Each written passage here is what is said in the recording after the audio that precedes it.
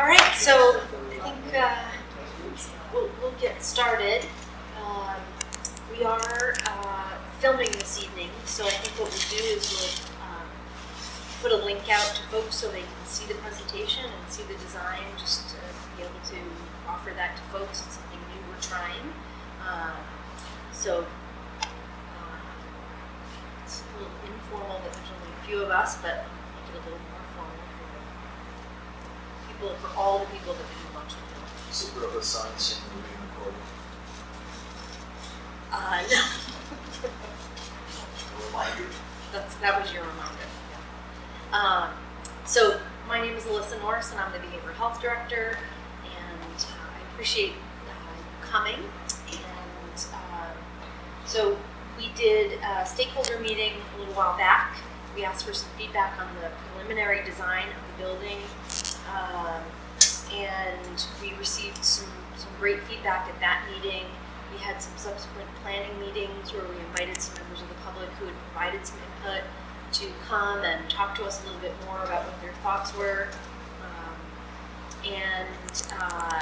Rainbow Design has come up with a new option that we're really excited about, and so you all were here when I gave my first presentation, so I'm not going to talk about sort of how we came to here, but I'll hand it over to Debbie. Great. And since we have such a large crowd, and you'd like to come forward, because we're looking at the screen here. Well, I guess I'll do that.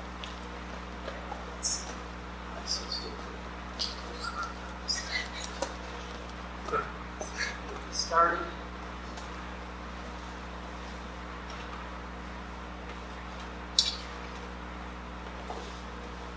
Okay. So, I'm not sure if that works. We'll have to see what's working. Hold on. We have technical assistance.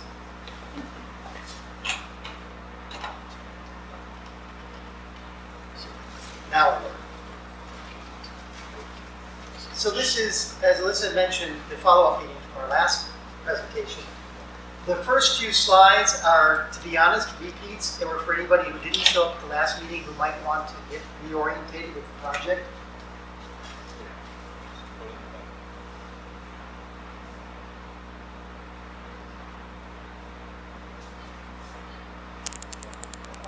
There you go.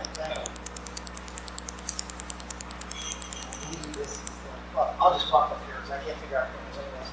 So again, the location is directly behind Ryan's office, the existing county health facility here, and then the development here, and it's a site directly behind it. Photographs of that site, a couple of features, relatively flat up in front and then falls to the back. We talked a lot about that last time in terms of the overall siting of the building, why we chose what we chose. There was questions about lighting, how we're going to handle that, making sure that the lighting doesn't spill into the neighborhoods that are down below. And then some of the features of the site, some of the salient features, this rock being one of them, certainly. And then a bit about the issue of establishing kind of a baseline for design elements and looking at some of the other buildings in Alpine County, or particularly this area of Alpine County, as providing some feedback in terms of what has historically been constructed here. That doesn't mean that this building looks exactly like that. As a matter of fact, it won't look exactly like that. But carrying along the theme of some of the elements in terms of these pitched roof forms, entrance elements, combinations of exterior materials, some of the colors, including stone of the courthouse, and talking about integrating those elements into the new building to try to be a good, if not a sister, at least a good cousin to the rest of the buildings in the area. And then I'm going to read these because you may or may not be able to read this. So these are the comments that we captured from the last meeting. So we want to go through those, make sure we captured everything. And then we'll talk a little bit about how, over the course of time, and let's say it wasn't Greenbow and ours alone that addressed these. It was really the stakeholders, with a couple of people from the last meeting attending those meetings that addressed some of these issues.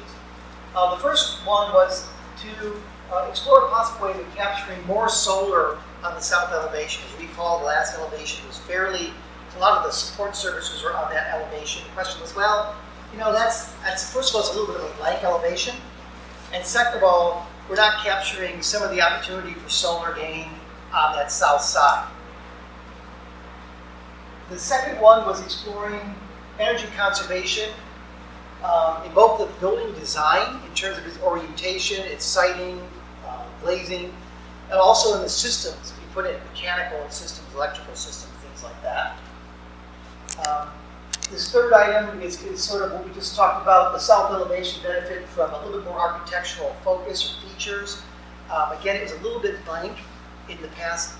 We talked about landscaping, some other things to kind of take the edge off of that. But we said, well, what if we looked holistically about even changing some of the functions up front to allow for other features or other functions that could take advantage of more glazing and bring more presence to the front of the building. There was some concern expressed about how snow would be shed from the roofs. And we engaged Brian and his group to kind of look at the overall siting, the roof configuration to make sure that we were addressing issues of snow runoff and making sure that we weren't creating problems. And then lastly, there was some question about, well, what does a lobby look like? What about the multi-purpose room? What are those features of the building? And some discussion about what we would like to see, maybe versus what we wouldn't like to see. Is there any permission to show those? So the first is the building site. We really haven't changed the basic features of the site, which is Highway 88 here, the main drive following the alignment of the current road here, parking up in front, building situated a little bit further back, and then the garden area still featuring this large rock outcropping as a feature of the outside garden. It still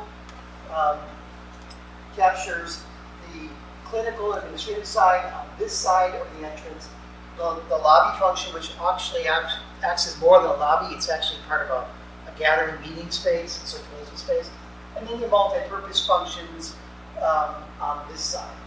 So that hasn't changed, but what has changed is how that all fits and how the building responds to all that. So the siting is relatively the same, but the building is actually quite different.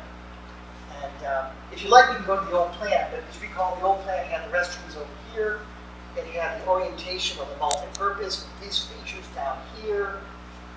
It had this basic configuration of where administration and where therapy stayed the same, because we said last time we liked the way that was structured in terms of control of the building, bringing staff in, bringing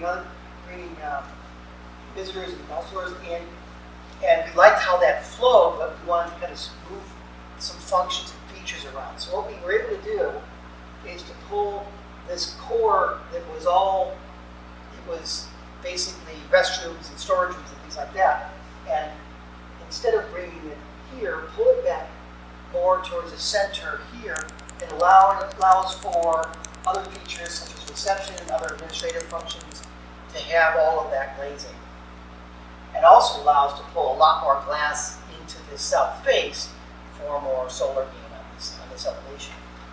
Same with the multi-purpose space is by rotating it. I think that suggestion actually came out of this group, so whoever said it, thank you. Rotating that space and putting those core functions that used to be here over to the side, which allows for the glazing of this multi-purpose space to flow both on the north and the south side. It helps in terms of presentation of the building, but it also helps with light, and it also helped in another way, which is we started to explore this space as its function kind of varies with the lobby space, and thinking about that as one more open space that could be used for larger gatherings. It allows for more transparency here as well. So I believe those are the major differences from the last go-around in terms of the overall floor plan. Again, we tried to keep what was good about the last iterations, because there were a lot of operational benefits to how the overall layout works in terms of providing the best, most efficient layout for staff, the best experience for someone coming into the facility, the segregation of the kind of the functions that are used after hours, still leaving this, restroom facility that can be open from the after hours function. So all of those, we wanted to make sure we didn't lose something by these changes. Any questions about that? Did you solve your ridge beam problem? I remember when we did, last time we talked about how bringing the ridge beam across the middle of the, I guess it's now the lobby, over to the purpose center. That was an engineering issue you had to deal with. And this makes it easier, it looks like, for you? Well, we're establishing tie beams from here all the way across here. You'll actually see those in the elevations. That will tie the two halves together. Because yes, our structural engineer is adamant that we tie all these buildings together. I don't know why structural engineers are like that, but they are. Cool. That's very important, obviously. But we'll actually see that in the next slide. However, this is the old elevation. So I just want to show this for reference. And this was the elevation that I think people were most concerned about. It's like, well, it's a front entrance. It's a little blank. It's not a lot of glass in here. So what allowed us to do, a couple of things would happen. You'll see that here, but also you'll see some refinement of this area here as well. Some of it is simplification, and some of it is actually looking at trying to get a little bit more light in there, and then a little more prioritization of where you're going to spend money on the facility. So this is sort of the next step, and again, this will evolve too. So to say that this is the final solution would be misleading, but this is the front elevation where we've introduced this whole area of glass here, introduced the area of glass in the multi-purpose room, and then sort of simplifying this overall area at the front for a little bit more clean glazing. We had a lot of truss work here before. As you can imagine, that gets a little bit difficult installing window systems, trying to make all that can be done. But again, we've got a trade-off between where the benefit is versus where the cost is. And I think as we start looking a little bit later on, there's another thing we're trying to address, which is the feel inside that lobby space and how open and airy it really wants to be. And as we started to do renderings inside with the heavier trusses, it was really weighting that space quite a bit. Questions? You look like you had at least one. I always have one. The soffit in the front entrance, is there any structural requirement, or is that just simply This here? Yeah, the lower one. The lower entrance, the lower roof right there. Yes. There's no structure to that, just sort of. Well, it's a canopy out in front, so much like the existing one that Brian has in his building. The structure really is behind it. When we're talking about tying all the buildings together, that's this element right here. It's literally tying this building to that building. It's a pretty good size piece of structure. I like it much better than last one. That's good. And again, I didn't say this at the beginning, but the comments from last meeting were really good. And hoping you'll see that there's actually, that the project has evolved and gotten better because of those comments. So if you had comments, we would certainly like you to hear them today. Now, the roof slide, the snow load on the peak of the entrance, not the soffit, but the high roof there, to the east side, and the east going this way, the other side. Towards that. Yeah, I assume that's what I'm looking at. That east side is going to snow load there, but obviously I can't tell what you have planned for the back. Is that where that's going to drain out? Well, it will fall into this peak, and then you're seeing some overhang here, so it's a little bit misleading as to how much roof surface there is here. So snow will shed onto this roof, and then it will shed here. And then what we're trying to do is keep it out of pedestrian walkways. And then I'm looking at it in the back, right? Yeah. Yeah, you look at the same thing in the back. So, and that's been cleaned up quite a bit from last time too. Exactly. Because I think there was some concerns. It was so close. It was such a pinch point in there. You're saying, it's too many areas trying to shed snow in the same place. So we kind of pulled it apart. Good point. Any other? So this is more looking at it as in a kind of a three-dimensional perspective, if you will. Hopefully it kind of explains the building forms. And while the overall building square footage really hasn't shifted that much, again, the orientations and basic forms are relatively the same, but with quite a bit of refinement.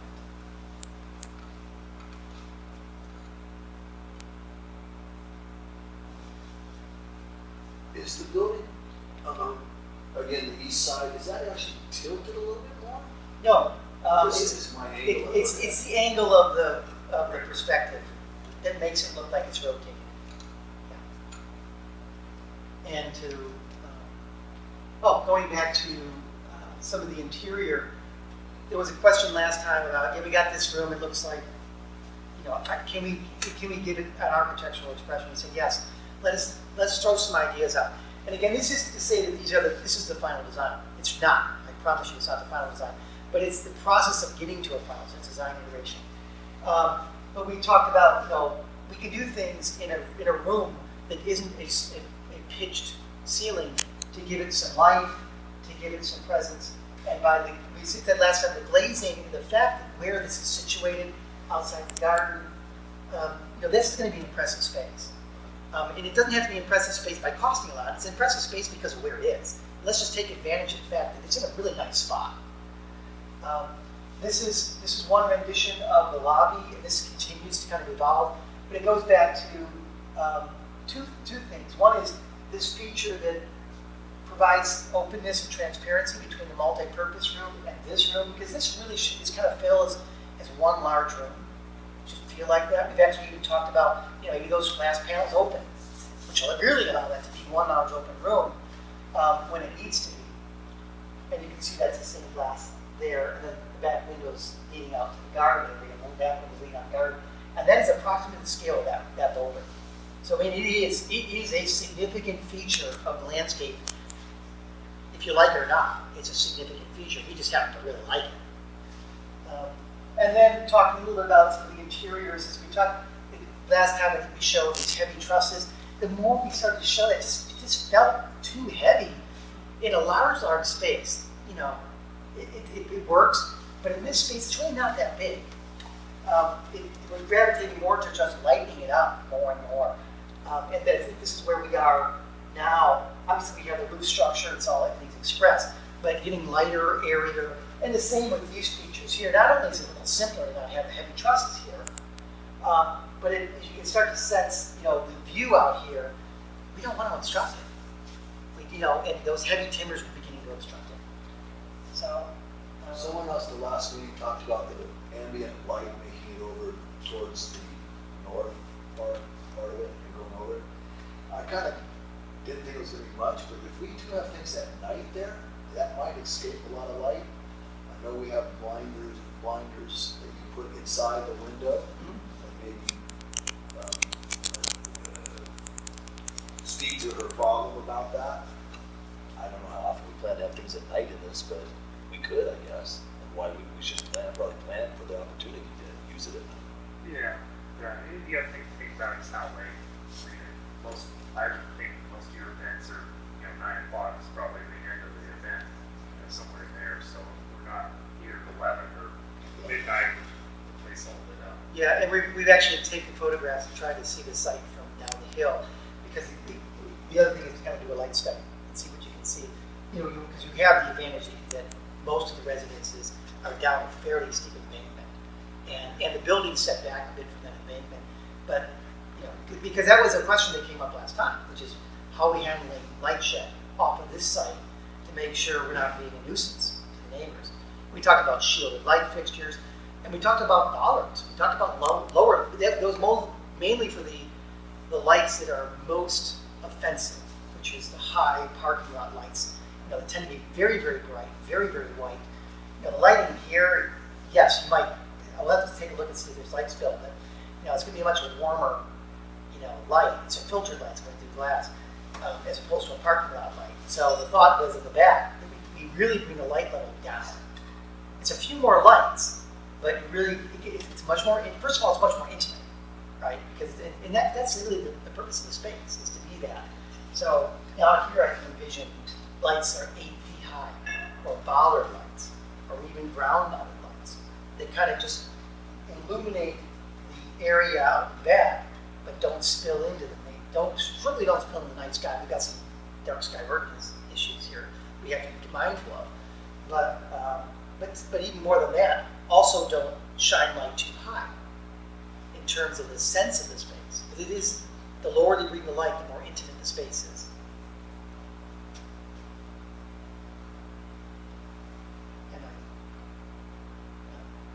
So that's just the old plan in case anybody wanted to see it in terms of. You don't want to see that. So that's, I guess we'll just move on that. Thanks for listening. It's so much better. Well, More thanks glass, for more coming. lights. It looks like a much nicer building from the front exterior. We would agree. We would agree. It looks that nice, how do you work on it? Move your office in there. Well, I will say that we Somebody else has designed to a say. program. We designed a 3D modeling program, which allows us to then. It's not as easy as it sounds. Everybody thinks you just push a button. It's not that easy. But what it does allow us to do is to create. I won't call these renderings. I'll call these images, because the idea of a rendering is a presentation. I show you something pretty and you love it. That's not what this is about.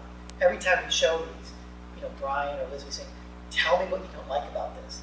So we go through these iterations over and over again. But I will say that it's hard to lie. You can do it if you really want to. It's hard to lie when you're working in a model, as opposed to the old, sketches. I could really lie in the old days.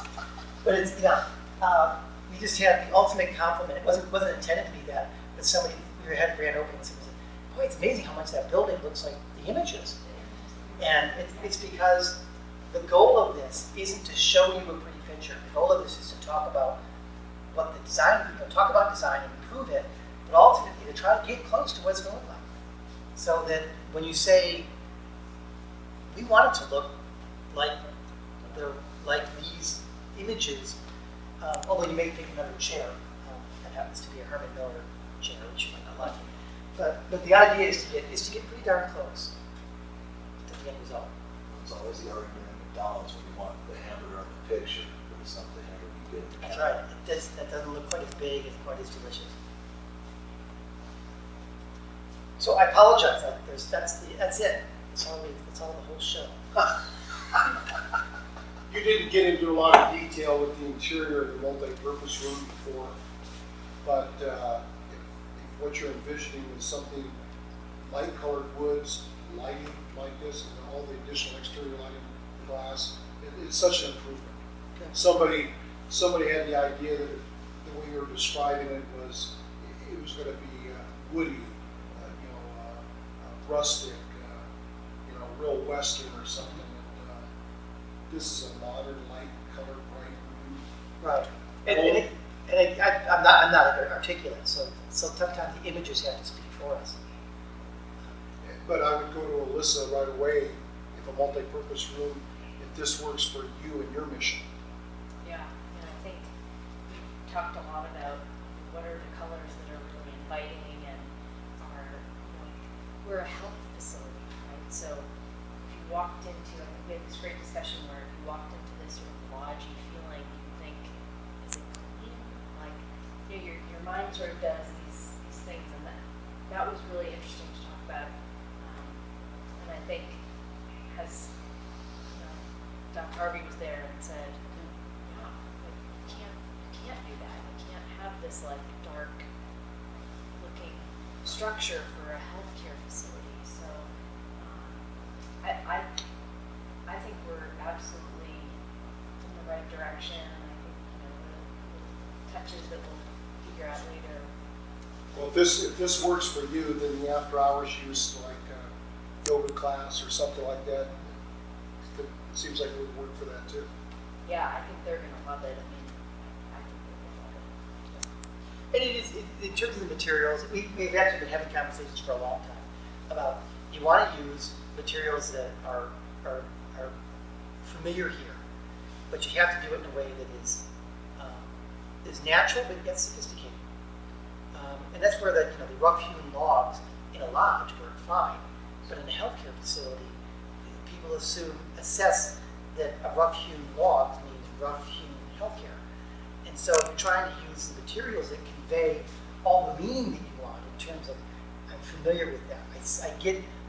I see the forms on the building, those are all familiar, but do it in a way that comes across as not trendy, but not even sophisticated.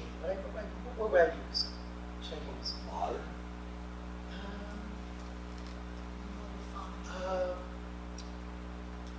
Craft. Refinement. That a crafts person had put this together. Someone, we run into this all the time in healthcare, is that you don't, if someone's wielding a scalpel, you want to make sure that they have the ability, you want to have confidence that they have the technical skill to do that. And in that environment, if you come into a rough-hewn environment and say, well, what are you going to cut me with? Your buck knife? I mean, it's not fair, but it's the association people put. So yeah, refine would be a good word for that. And that's really the look we're looking for. Is a balance between natural and refined. And so when do I get my energy test on how much this is going to cost us? We're going to talk about that, don't Michael? Well, it's perhaps a bit premature. However, we do have results back from the geothermal. So to explore geothermal, we have a series of meetings with mechanical, electrical regarding general mechanical system design, electrical system design, in the interest of which we said we were going to do, is pushing conservation as far as we could in terms of building systems. In terms of trading air from those spaces that are going to get warm because of the glass over to areas that aren't, and how that all works, how we zone the building to take advantage of that. Lighting, we basically gave the electrical engineer marching orders to get below Title 24, which is already, as you know, the last iteration went pretty low already. And looking at it in terms of switching and looking at it in terms of lighting and lighting controls, which we can do. Now there's a cost trade-off for all that, so we're kind of compiling all that together to give to the people who have to make a decision regarding that. And we've also engaged a geothermal organization. Everybody know what geothermal is? That's really. And what did you come up with out of this? Well, I mean, it's very, very preliminary. It's pretty preliminary. Right. Probably it's worth explaining what we're talking about in this iteration of geothermal. There's lots of different ways of doing geothermal. In this case, we're talking about sinking wells. Then basically you take advantage of the fact that the ground temperature is pretty consistent throughout the year. And so let's say it's 55 degrees. Your outside temperature is 95 degrees. You're going to take coolant that's going to be going through your HVAC system. You're going to run it through chambers in the ground, and it's going to reduce the overall temperature of that coolant, so that the difference in temperature that your mechanical system is trying to adjust for isn't 95 to 70 inside. It's 85 or 80 to 70. The smaller the difference in temperature, the less energy you take. So no question, it's feasible here. It's no question, it's a good idea. There is a cost associated with that. So it is. We've got to be careful about talking about, because it is preliminary. We just got numbers. We just gave it to the mechanical engineer yesterday, I think it was, and said, I need a comparison of this versus a standard, so we can do a cost benefit analysis of that. So I guess my next question is, when do we get back here and talk about what he comes up with? We already know what he came up with for a solution. It's a question of whether or not it is, well, it will be more than a traditional system, of course, but the delta. And to be frank, I'd rather come back and we could say standard system costs this, energy consumption is about this system costs this, energy consumption is that. Let's look at the overall benefits, let's look at the payback, and to be frank, I think to be fair, that should be circulated amongst this team first, and then I'm sure they'll carry it forward. But And the length of the building, what's the expected age of this building? 50 years at least? well, the average length of building is 30 to 50 years, but I mean, I would like to think that anything that gets designed by us is forever. Perpetual. Yeah, there's no reason to believe that this is a 50-year building. I would expect it to be there in 70, 80 years.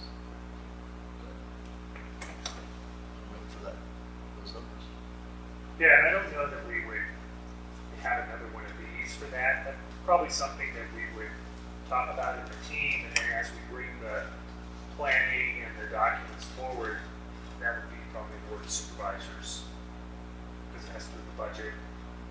So I think it would probably happen in that venue. I mean, everybody that's here would probably be at the board. As a meeting, so- representative member of the public, I would say that would be a lot of effort to go through to have another one of these meetings, just to share some really highly technical material, Yeah. because I think you could do a standard versus geothermal high grade, rate of return, all those types of things in a nice couple of graphics and board supervisor's presentation, meeting after your group is over.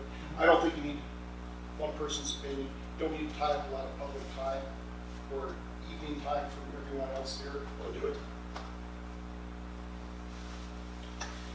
Carol and Greg will be in that discussion as well, and some of it's just budget numbers on Yeah, on the how much spreadsheet. money there is, yeah. And obviously, we're very lucky and grateful that this is not Alpine County's general fund numbers, which is not going to be the same this year as last year. So this is really coming at a time when it's not going to be in our budget, or it's really going to be kind of indifferent to what the costs are because it's not in our budget. Yeah, but no matter who's paying for the building, if you're talking about a 35 to 50-year life on a building, because it could take you 70 years to recoup on your geothermal, HVAC systems, then, no matter who's paying for it, it's not efficient.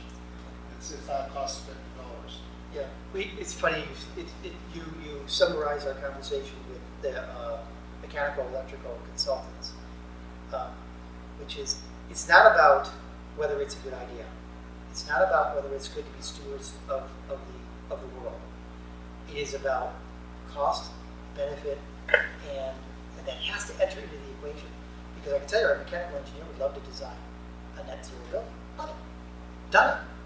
Same with the electrical. Love it. And if money were no object, they'd say, fine, we got you covered. But there is a practical diminishing point of returns, right? We have to look at it and say, I'm not so sure that pencils out. And that's, to be frank, that's still the study we're going through. And I think the fact that we just stirred the whole building on them a month ago, or 3 weeks ago, and said, those rooms that we told you were locked, they're not locked. We're going to switch them all out.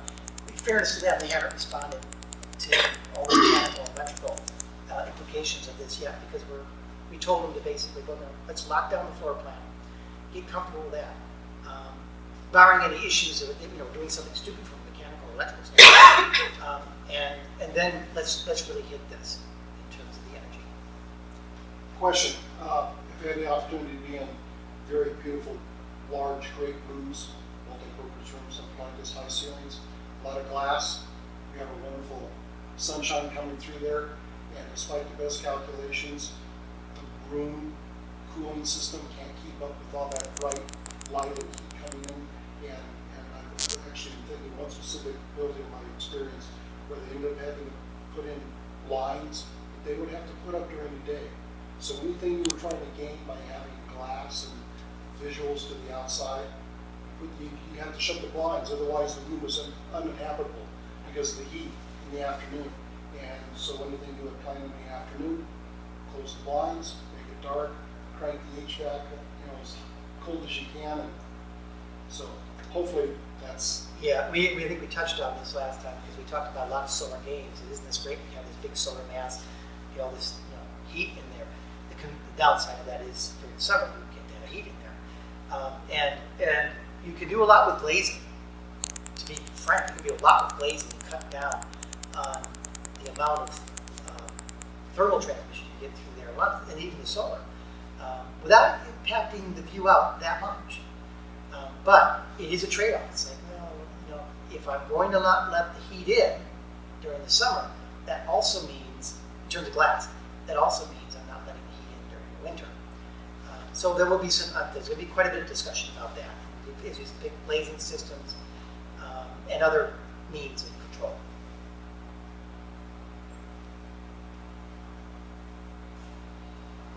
I have a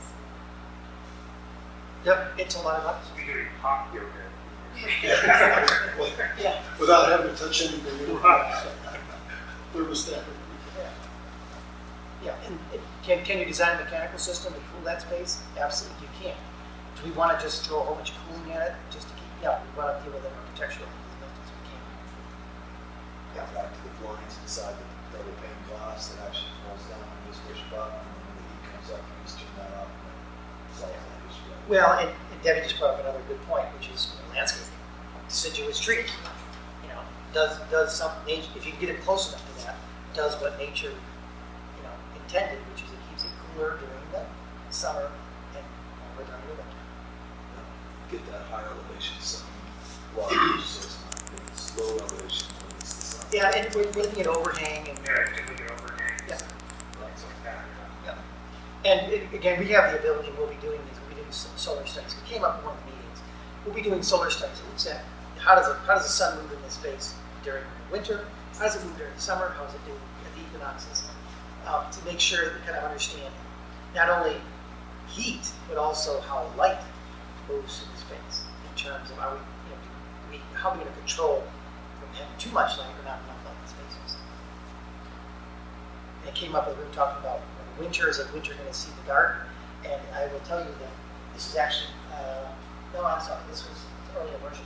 We actually rendered that at some odd number at December the 20th or something like that. It was the shortest day of the year, just to show that you actually get light in there after like 2 o'clock in the winter. Not that you're going to be out, maybe you'll be out there at 2 o'clock in the winter, I don't know. She looks 20 hours.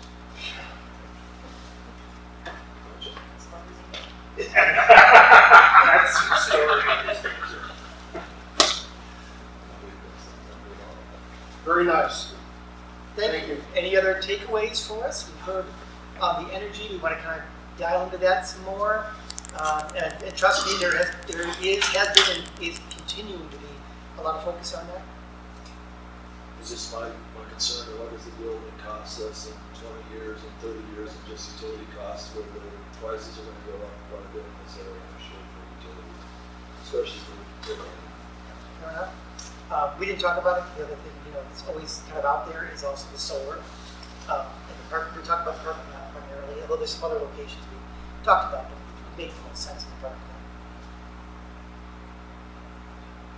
So as far as going forward from here, one of the things we do have, we are taking the design concept to the board on the 20th and seeing if the board will confirm the direction, and then that kind of sets our conceptual design, and all that detail will come at a later date. We're not asking the board to make decisions about geothermal or HVAC or the details, but just the general concept, so we can, as I said earlier, kind of lock that down and move on to the more detailed phase, and also complete the CEQA environmental review, which is waiting for us to lock down the concepts so they can finish that document. That's another opportunity for the public to comment on the project. When does that start? Well, it's waiting, it's almost done, it's just waiting for this to be folded in. They need to know exact square footages, they need to know general orientation of the General orientation of building and so on. Not precise location, but almost precise. Yeah. The more precise you can be, the better. Right, of course. But, certainly the exterior appearance of it affects the visual analysis. So, wait and see what that's going on. We're getting close enough. Will we either solve most of our problems, or we came close to trying to solve our problems? We tied the salary probably to express. I think you did a great job.